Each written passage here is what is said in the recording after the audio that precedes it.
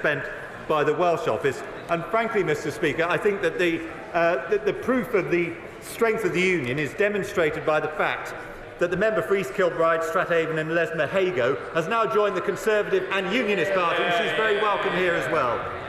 Paul Williams. Speaker, I've raised the damaging effect of the UK's Brexit on the port of Holyhead and the North Wales economy in this chamber 26 times. Holyhead, for example, has been disadvantaged by the lack of a green lane to exports to Northern Ireland.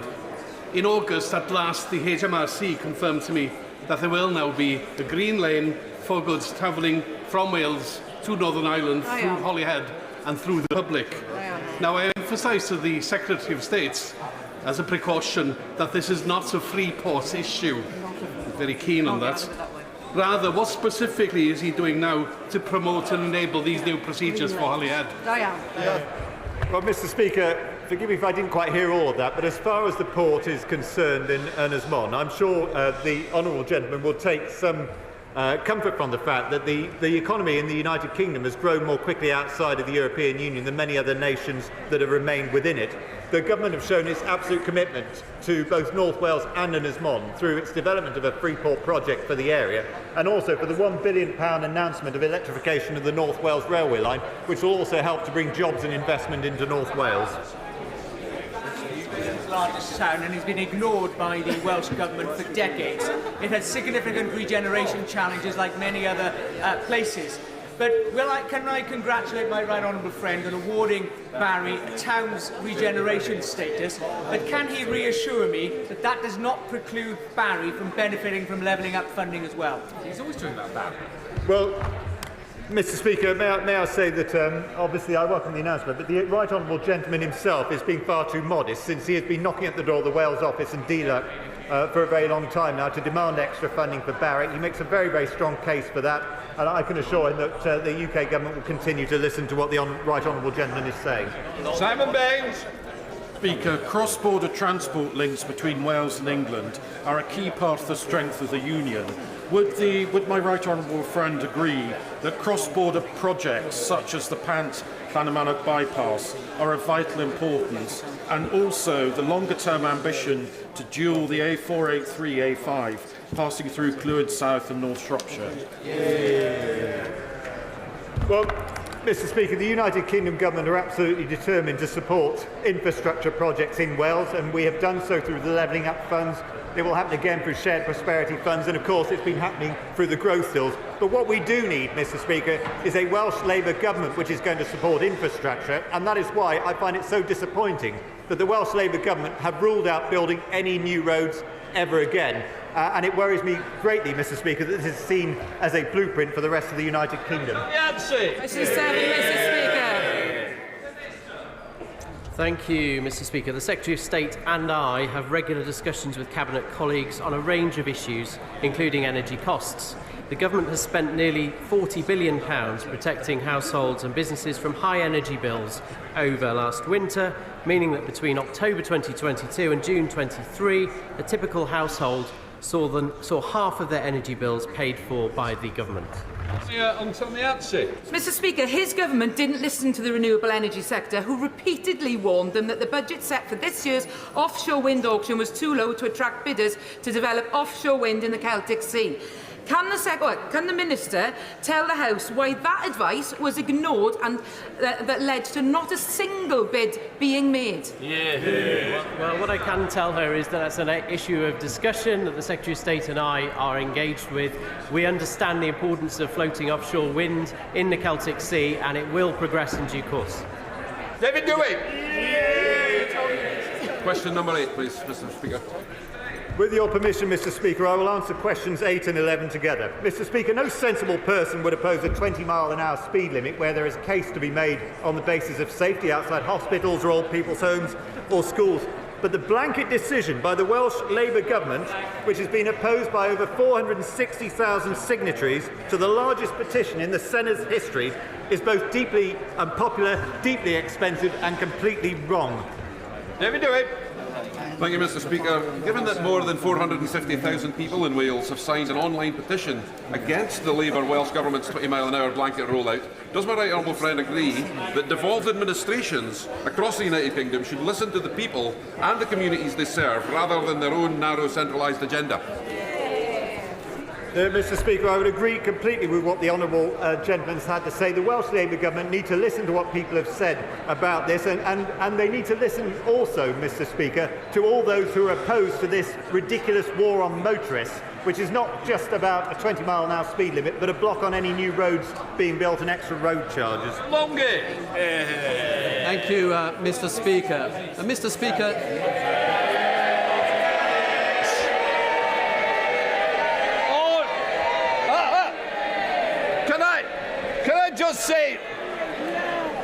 Can I just say to the members, the member was in the middle of asking a question. I think it's disrespectful to your own side. You should think about what you're doing. And can I just say, people should wait. Just because you want to cheer somebody coming in, do it at the right time. Totally inappropriate. Come on, Marco.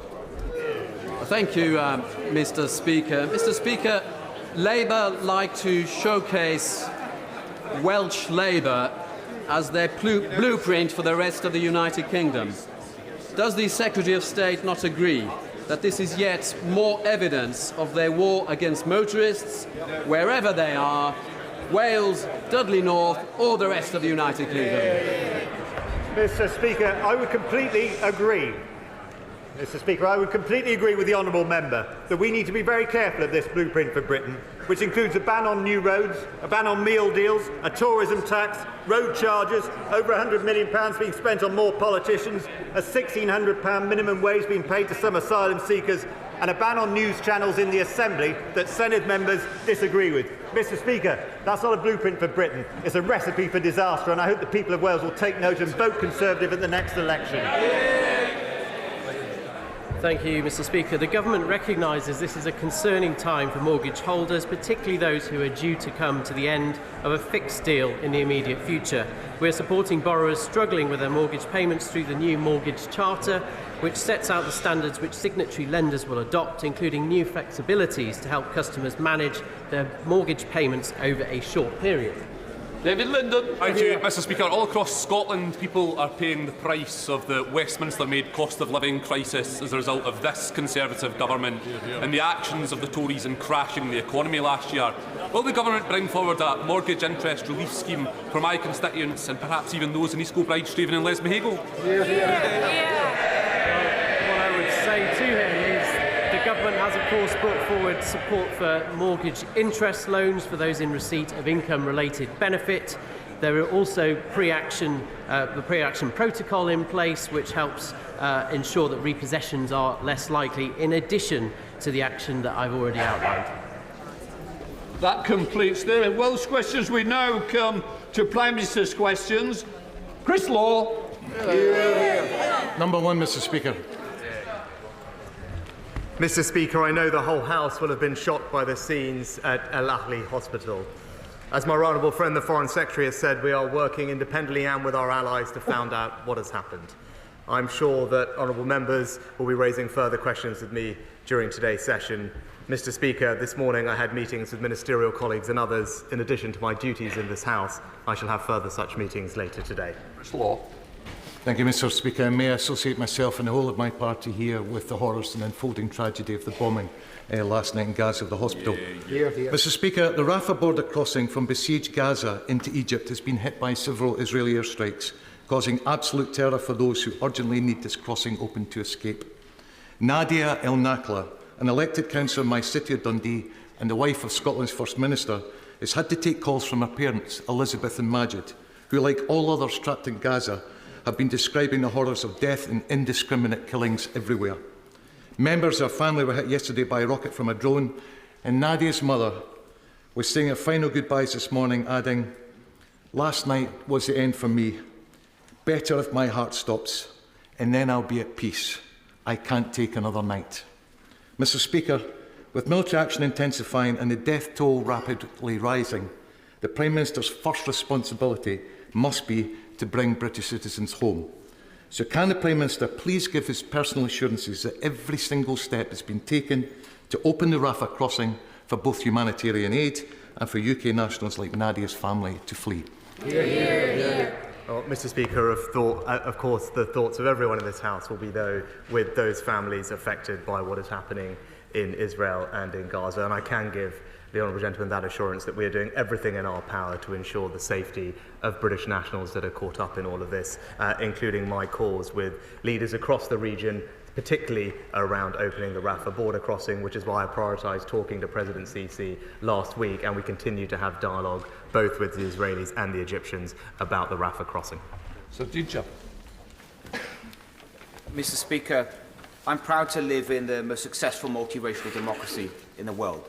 But it saddens me, and I think it shames this whole House, that British Jews have been subject to such vile abuse and hatred in recent days. Anti-Semitism and all hate crimes, they fly in the face of British values.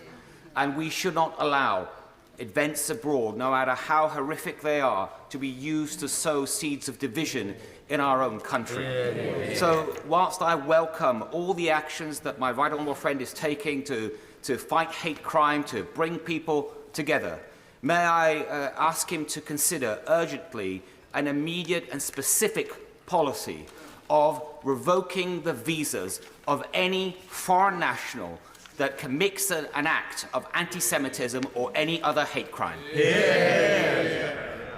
Mr. Speaker, I completely agree with my right honourable friend, who himself has done so much over the years to fight anti-Semitism. The increase in incidents we've seen over the past week is utterly sickening, and this government will do whatever it takes to keep our Jewish community safe. That's why we've provided an additional £3 million of funding to support the Community Security Trust, and we are working with the police to ensure that hate crime and the glorification of terror is met with the full force of the law. Under our existing immigration rules, we do have the power to cancel a person's presence in the UK if it is not conducive to the public good. Mr. Speaker, we will not tolerate this hatred, not in our country, not in this century. Leader of the Opposition, Keir Starmer. Thank you, Mr. Speaker. Can I start by warmly welcoming the new member for Rutherglen and Hamilton West? Mr. Speaker, the news last night of hundreds killed at the Baptist Hospital in Gaza is incredibly distressing. But it's much worse for the people of Gaza. Their fear that there's no place of safety is profound. International law must be upheld, and that means hospitals and civilian lives must be protected. Last night, the Foreign Secretary said the UK will work with our allies to find out what has happened. I know this only happened last night, but can the Prime Minister please tell us when he thinks he might be able to update the House on progress with that work? I know the whole House will have been shocked by the scenes at Al Ali Hospital. Any loss of innocent life is a dreadful tragedy, and everyone will be thinking both of those who have lost their lives and the families that they leave behind. We should not rush to judgment before we have all the facts on this awful situation. Every member will know that the words we say here have an impact beyond this House. This morning, I met with the National Security Advisor, but also the chair of the Joint Intelligence Committee. I could tell the honourable gentleman our intelligence services have been rapidly analysing the evidence to independently establish the facts. We are not in a position at this point to say more than that, but I can tell him we are working at pace, but also cooperating and collaborating with our allies on this issue as we look to get to the bottom of the situation, and we will also continue all our efforts to get humanitarian aid into the region. Yes, Tom. I thank the Prime Minister for his answer. The terrible news last night came as we are still mourning the terrorist attack on Israel last week. Jews taken hostage, mutilated, slaughtered.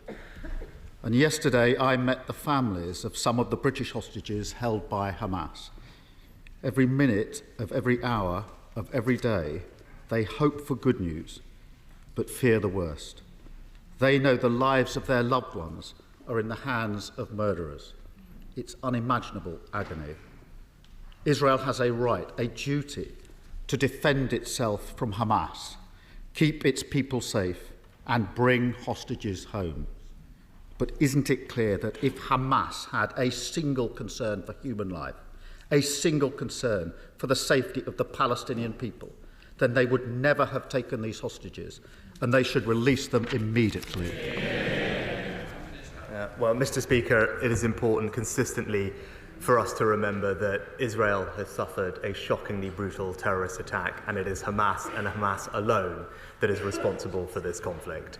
Our thoughts are rightly with those who have been taken hostage and their families. The distress they are feeling will be unimaginable for all those affected. I will be meeting with some of the families and offering them all the support of the British government to get their relatives home.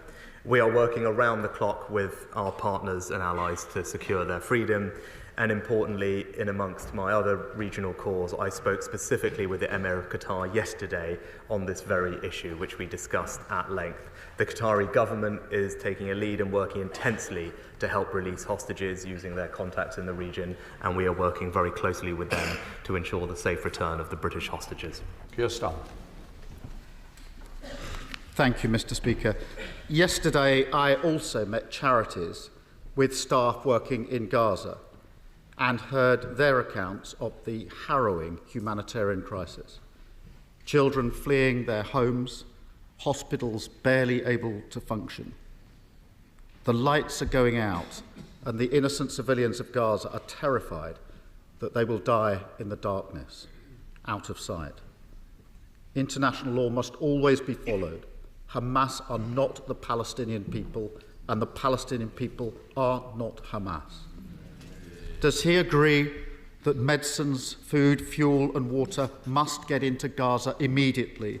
This is an urgent situation, and innocent Palestinians need to know that the world is not just simply watching, but acting to prevent a humanitarian catastrophe. Mr. Speaker, as I said on Monday, an acute humanitarian crisis is unfolding to which we must respond. It is right that we support the Palestinian people because they are victims of Hamas too. And that is why we have provided a further £10 million in humanitarian aid for people in the region. And we are working through preemptively moving aid and relief teams to Egypt, specifically to the El Arish airfield. We are working with local partners like the Egyptian Red Crescent and the United Nations primarily, and deploying Navy assets to the region, as well as exploring how we can support logistical requirements. And I've also raised this issue of humanitarian access in all of my conversations as a priority with every leader in the region, and we will continue working with them to get aid to where it is needed as quickly as possible. Keir Starmer. Thank you, Mr. Speaker. As has already been alluded to, since Hamas's terrorist attack, our country has seen a disgusting rise in anti-Semitism. Jewish businesses attacked, Jewish schools marked with red paint, and Jewish families hiding who they are. And we've seen an appalling surge in Islamophobia, racist graffiti, mosques forced to ramp up security, British Muslims and Palestinians spoken to as if they were terrorists. Does he agree with me that every member of this House has a duty to work in their constituency and across the country to say no to this hate and to ensure every British Jew and every British Muslim knows that they can live their life free from fear and free from discrimination here in their own country? Mr. Speaker, all of us in this House can play our part in stamping out those who seek to cause division and hate in our society. We will make sure that we continue funding, as I said, the Community Security Trust, but also the equivalent protective security grant to protect mosques and other places of worship for the Islamic community in the UK. That funding was increased earlier this year. We will also remain in dialogue with the police to make sure that they are aware of the full tools at their disposal to arrest those who perpetrate hate crimes, incite racial or other religious violence. There is no place for that in our society, and I know this House will stand united in making sure that those who do this face the full force of the law. Yes, sir. Thank you, Mr. Speaker. We do not want this conflict to harm us here at home, and we do not want it to escalate in the Middle East, where there has been too much bloodshed, too much darkness for too long. A two-state solution, a Palestinian state alongside a safe and secure Israel feels more distant than ever, but it remains the only way through. Does the Prime Minister agree that because hope is at its thinnest, we must work our hardest to ensure the voices of division and despair are sidelined, and that, however difficult it seems, the hope of a political path to peace is maintained? Mr. Speaker, it is precisely because it is that vision of a more hopeful, peaceful future that Hamas tried to destroy that we must redouble our efforts to try and bring that future about. And all our conversations that both myself and the Foreign Secretary have had with regional leaders, we've emphasised our commitment to making sure that we make progress on all the avenues that will lead towards that peaceful future. And that has been a feature of both mine and the Foreign Secretary's dialogue. And I'm confident that there is willingness in the region not to escalate this crisis beyond dealing with Hamas, the terrorist organisation, but also to strive very hard to a future where Palestinians and Israelis can coexist peacefully, side by side, and look forward to a future filled with dignity, security and prosperity. This is a crisis where lives hang in the balance, and where the enemies of peace and democracy would like nothing more than for us to become divided and to abandon our values. Does the Prime Minister agree that during this grave crisis, this House must strive to speak with one voice in condemnation of terror, in support of Israel's right to self-defence, and for the dignity of all human life that cannot be protected without humanitarian access to those suffering in Gaza and the constant maintenance of the rule of international law? Mr. Speaker, I agree. We will in this House speak with one voice in condemning Hamas for perpetrating a shockingly brutal terrorist attack and causing untold suffering on many. And as the Honourable Gentleman said, we stand united in supporting Israel's right to defend itself, to protect its people, and to act against terrorism. Unlike Hamas, the Israeli President has made it very clear that their armed forces will operate in accordance with international law, and we will continue to urge the Israelis to take every precaution to avoid harming civilians, whilst remembering, importantly in this House, that it is Hamas that is cruelly embedding itself in civilian populations. Andy Carter. Very much, Mr. Speaker, and can I associate myself with the words of the Prime Minister, and can I commend the Prime Minister and the Foreign Secretary for the work they're doing to find a peaceful settlement in the Middle East. Mr. Speaker, can I welcome the Prime Minister's decision to provide £12 billion worth of funding for east-west high-speed rail lines between Manchester and Liverpool, and his focus on great northern towns as well as cities in the north? Will the Prime Minister ensure that towns like Warrington benefit fully from this rail upgrade, and that a hub station at Warrington Bank Quay, linking Northern Powerhouse Rail to the West Coast Main Line, remains a key part of the Network North? Well, can I thank my honourable friend for his continued campaign to improve rail services in Warrington, and he's right. We will be investing £12 billion to better connect Manchester and Liverpool. This would allow for the delivery of Northern Powerhouse Rail exactly as previously planned, including high-speed lines, which would provide better rail connections for the people living in northern towns like Warrington. And I know that he'll be discussing this further when he meets with the Rail Minister. MP Leader Stephen Flynn. Thank you, Mr. Speaker. We all continue to unequivocally condemn the abhorrent terrorist attack on the Jewish people and the Israeli state. We fully support the defeat of Hamas and, of course, the safe return of all hostages who have been taken. So too, I hope, do we all share the same common humanity of protecting civilians and condemning any acts of collective punishment against the Palestinian people. In that regard, many of the images emanating from Gaza in recent days will shock us all to the core. So can I ask the Prime Minister, will he join with us on these benches and call for an immediate ceasefire in the region? Mr. Speaker, we believe that Israel does have a right to defend itself, to protect its people, and to act against terrorism and ensure that the awful attack that we've seen from Hamas cannot happen again. And unlike Hamas, the Israelis, including the President, have made it clear that their armed forces will operate in accordance with international law, and we will continue to urge the Israelis to take every precaution to avoid harming civilians. Stephen Flynn. Mr. Speaker, my ask for a ceasefire is done with all sincerity to protect civilians, but also to ensure that we have the safe creation of humanitarian corridors. Humanitarian corridors which will allow for food, for water and for vital medicines to get into Gaza, but also for innocent civilians caught up in this terrible conflict to flee. In respect of those who wish to flee, can I ask the Prime Minister what early consideration, if any, his government has given to the creation of a refugee resettlement scheme akin to that previously put in place for Syrian nationals, Afghani nationals and, of course, Ukrainian nationals?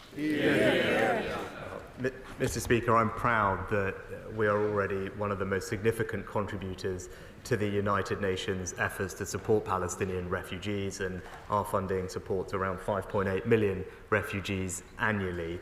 And on Monday we announced a significant increase in our funding of aid to the region, including to the UN, to support refugees. With regard to humanitarian aid, as I said before, we are already working through preemptively moving aid and relief teams into the region, but critically the most important thing is to open up access for that aid to get into Gaza, which is why our conversations with the Egyptians and others are so critical. We continue to work closely with allies to find every way to get that aid to the people who need it as quickly as possible. Stephen Crabb. Thank you, Mr. Speaker. Last night, sections of the British media were reporting as fact that it was Israeli rockets that had landed and attacked the Al-Ali hospital, relying on information supplied by officials in terrorist-controlled Gaza. The headlines have since been rewritten, but the outpouring of Jew hate on social media overnight was vile. So would the Prime Minister please make the point again that the way that this conflict is being reported has massive implications for our Jewish community, and that any information coming from Hamas must be treated with a degree of scrutiny and cross-examination that is sadly sometimes lacking?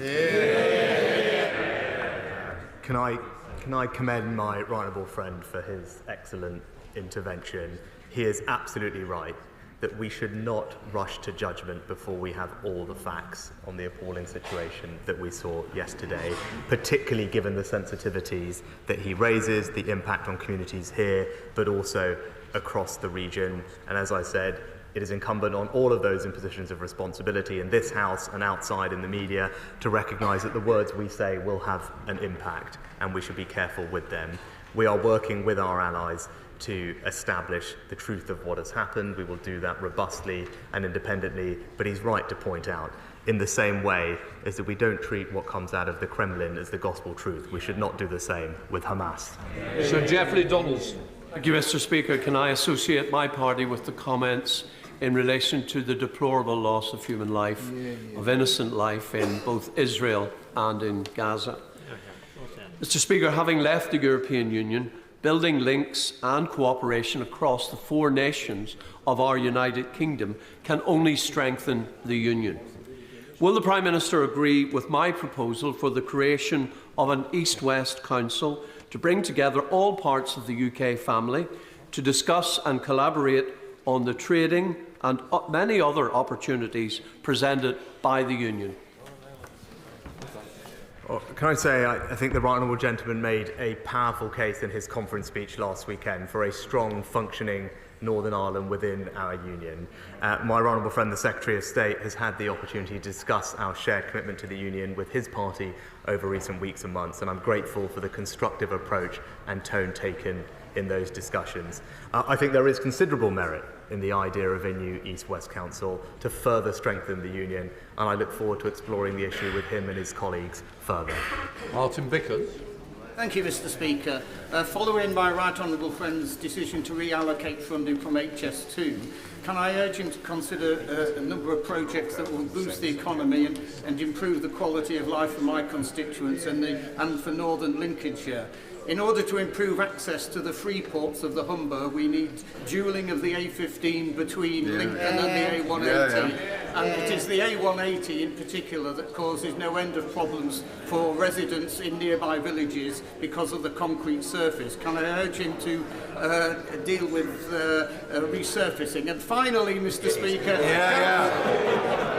Finally, I'd say I think the AA Atlas has been run out. Prime Minister. Well, my honourable friend has been a long-standing champion for Cleethorpes, and in particular the importance of strong regional transport connections. Network North will see Hull fully connected to the Northern Powerhouse network, which I know he'll welcome, and also North East Lincolnshire will share in a brand new £2.5 billion fund to support local transport connections, perhaps many or some of the ones that he mentioned. But I know he will also have been delighted to see LNER run a test service to Cleethorpes earlier this year, and I can assure him that DFT are continuing work to see a direct service to London reinstated. Janet Davey. Thank you, Mr. Speaker. Mr. Speaker, members from the party opposite have said the way to fix the economic crisis that they have caused is to cut state spending by £200 billion and to freeze NHS budget. When will the Prime Minister stand up to the extremists in his party and condemn these ideas? Well, Mr. Speaker, weeks after becoming Prime Minister, we announced a significant increase of almost £14 billion for the NHS and social care. We followed that up with the first long-term workforce plan in the NHS's history to ensure that we train the doctors and nurses we need for the future. That demonstrates our commitment to the NHS, and we also, I'm pleased to say, reached a settlement with over 1 million NHS workers, including our nurses, for a full, fair and affordable pay rise. So Desmond Swing. Aid poured into Gaza in 2005 when Israel withdrew. Enlightened governance could have made a success of it. It is Hamas that has turned it into hell, hasn't it?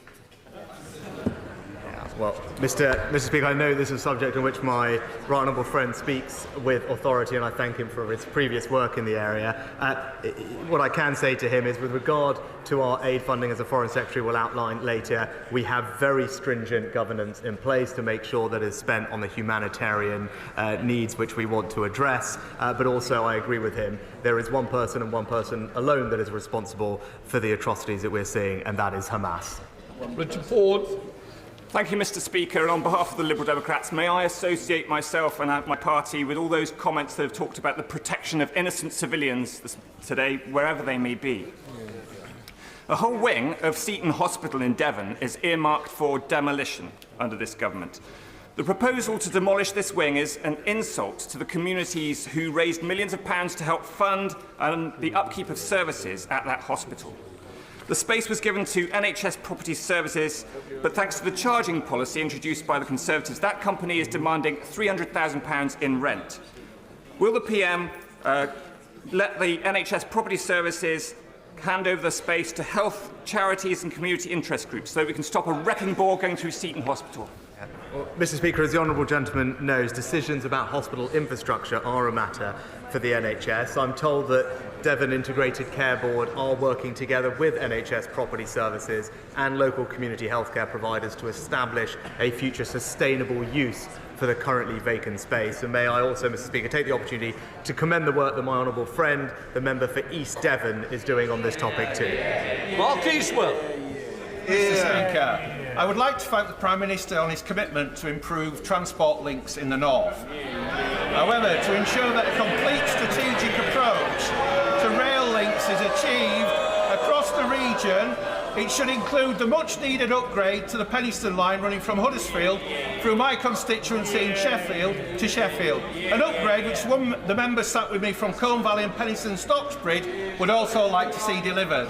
With that in mind, will my right honourable friend commit to including the Penistone line in the Network North plans? My honourable friend is a fantastic campaigner for the Penistone Line rail upgrade. I know that my honourable friend, the Transport Secretary, is conducting a corridor development study, given the new commitments to both Sheffield and Leeds, Sheffield to Leeds and Sheffield to Hull, and as part of that exercise will consider enhancing the service on the Huddersfield to Penistone and Sheffield line, and I know that my honourable friend will discuss this further when he meets the Rail Minister. Thank you, Mr. Speaker. In Bristol South, around a third of children live in poverty, most of them in working households. It's about the same as in Tamworth, where the Conservative candidate for tomorrow's election made foul-mouthed comments about families struggling to make ends meet. This is his Conservative Party. Will he condemn that candidate's comments? Well, Mr. Speaker, I'm proud of our record supporting people with the cost of living. Thanks to the actions that we've taken, we've paid half of a typical family's energy bill last winter, frozen fuel duty, boosted the national living wage to record levels, and 8 million people across this country are now receiving direct cost of living payments worth £900. Whilst we're helping people with the cost of living, all Labour's ideas are costing them a fortune. Mr. Speaker, you may notice that more ladies in the chamber today are wearing pink for breast cancer awareness.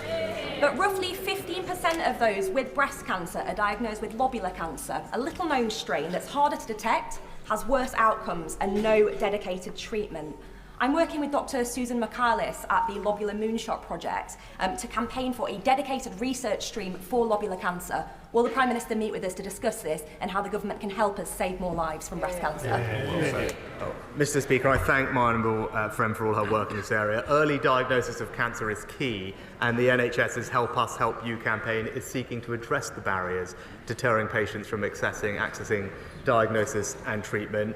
Thanks to treatments and faster detection, survival rates for breast cancer are now increasing, and last year more than 1 million scans were carried out, preventing an estimated 1,300 deaths from breast cancer. But this Breast Cancer Awareness Month, I encourage anyone who is invited to take up the offer of breast cancer screening. Stuart Malcolm Macdonald. I'm very grateful, Mr. Speaker. Of course, the sadism of Hamas can only be condemned, and there's no question of Israel's right to defence and security. But international law is very clear, Mr. Speaker, that acting against international law in response to terrorism is unjustified. So in all of the packages that the Prime Minister has announced vis-à-vis humanitarian aid and the military package he announced last week, can he tell the House how the government will ensure that international law is adhered to beyond just statements from Israel's head of state? Well, Mr. Speaker, he talked about military assets. Let me be crystal clear. The assets that we have moved into the region are not there in any combat capacity. They are there for two reasons. First and foremost, to provide surveillance to ensure that this crisis does not escalate and that arms aren't being sent to entities like Hezbollah. That's what our surveillance aircraft are currently doing, and indeed the next set of assets arriving this week will also help. But also, they are there to provide contingency support for humanitarian assistance as and when required in the coming days and weeks. Speaker, on Sunday, Terence Carney, a 70-year-old Hartlepoolian, was murdered by an asylum seeker. The people are afraid and angry. Every week, my office is besieged by asylum seekers. My staff are intimidated by young men. The fact is, most of them are illegal migrants who should be expelled. My thoughts and sympathies are with Mr. Carney's family and friends, and all my constituents affected by this heinous crime. However, sympathy is not enough. They deserve action, and I am demanding it. Will the Prime Minister take action? Will he make sure enforcement is delivered? Will he ensure that people who have no right to be here are expelled? Enough is enough. I want these people out of Hartlepool now. Mr. Speaker, as my honourable friend knows, I'm unable to comment on cases which are currently before the court, but can I join her in expressing my sympathies to families affected? And I would like to reassure her that this government is doing everything we can to tackle illegal migration and the harm it causes by removing those with no right to be here in the UK.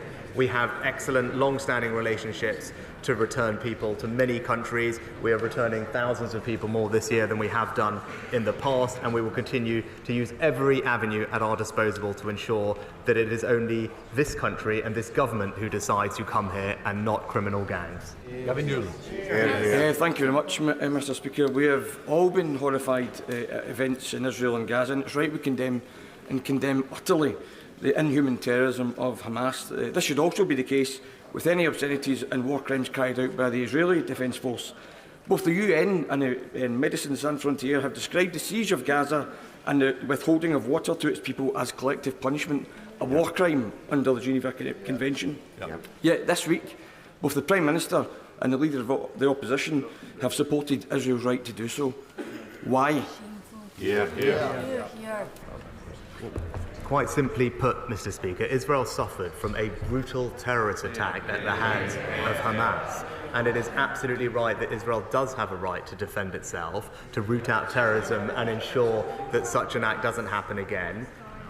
As their president has said, their military will operate within international law. But what the honourable gentleman failed to acknowledge, that it is Hamas that embeds themselves inside civilian populations, puts innocent civilians in harm's way, and he would do well to remember that. Crispin Blunt. Mr. Speaker, my right honourable friend has been absolutely right to lead the nation in reassuring the British Jewish community in the wake of the utterly appalling atrocity visited upon Israel and Jews on the 7th of October. My right honourable friend, I understand, will be travelling to the region, and he will see for himself the shock and trauma that is through the Israeli nation after this event. And that is shock and trauma that is also accompanied by a rage. And the enormous danger is that the Israeli reaction, led by a Prime Minister who will be held accountable for this failure of intelligence, is indeed amounting to a war crime, and that will not only be a crime, it will be a mistake. And I urge my right honourable friend, there is now no one better placed to urge restraint upon Israel to stay within the international rule of law and exercise restraint on behalf of us all. Mr. Speaker, as a friend, we will always urge Israel to take every possible practical precaution to avoid harming civilians, and indeed to act within international law, as their president has said that their armed forces will do, whilst recognising the incredible complexity and difficulty of the situation on the ground. And it does bear repeating, Hamas is a terrorist organisation that embeds themselves inside of civilian populations. It is something we always have to remember, and Israel is taking every practical possible step to avoid harming civilians, and we will do everything we can to provide humanitarian support to the area. Rebecca Long-Bailey. The Prime Minister will be delighted to know that nuclear veterans like my constituent's granddad John are starting to receive the medals he promised. But John is still not getting his full medical records, his blood tests from Christmas Island, which are crucial for claiming a war pension, are missing, and countless veterans report the same. So I asked the Prime Minister, as the MOD has admitted that it holds at least 150 files withheld from National Archives referring to blood test and other data, will he review those documents, report back to the House and hold a public inquiry into why medical record omissions have happened and on whose instruction?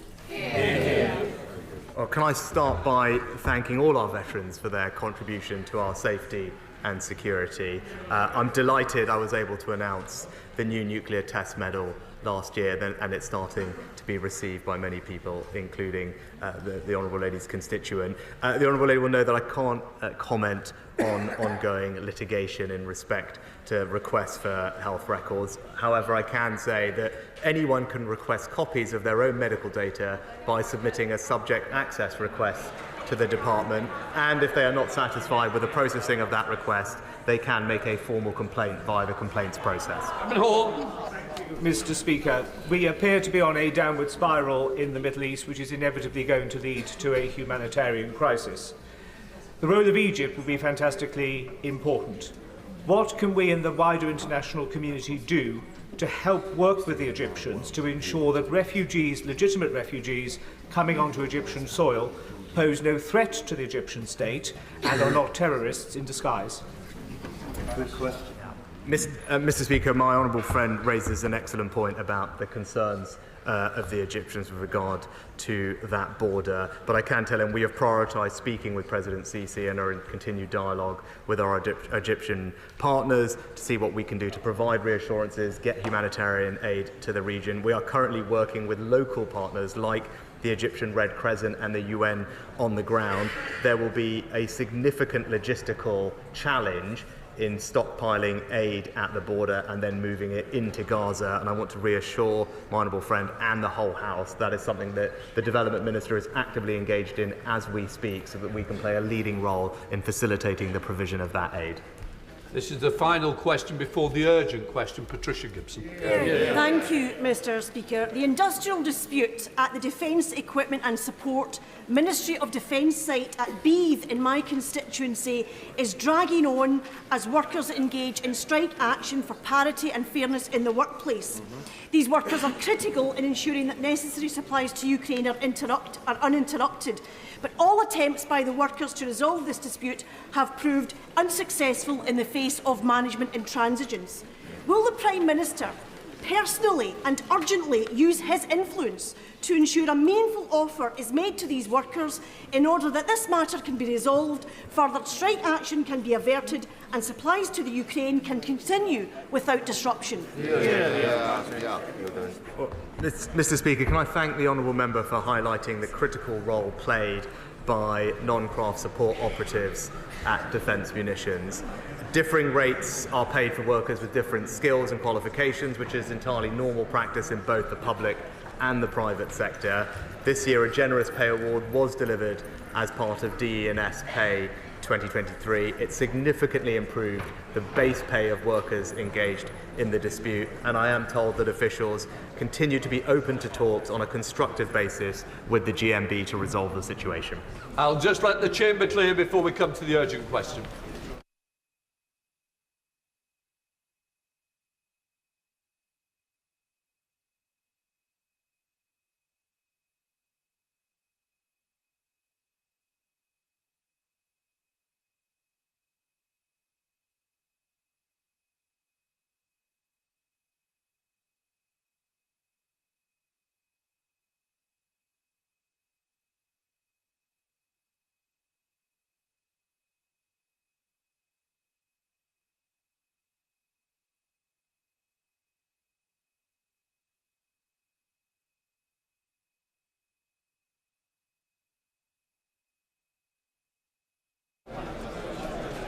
We now come to the urgent question.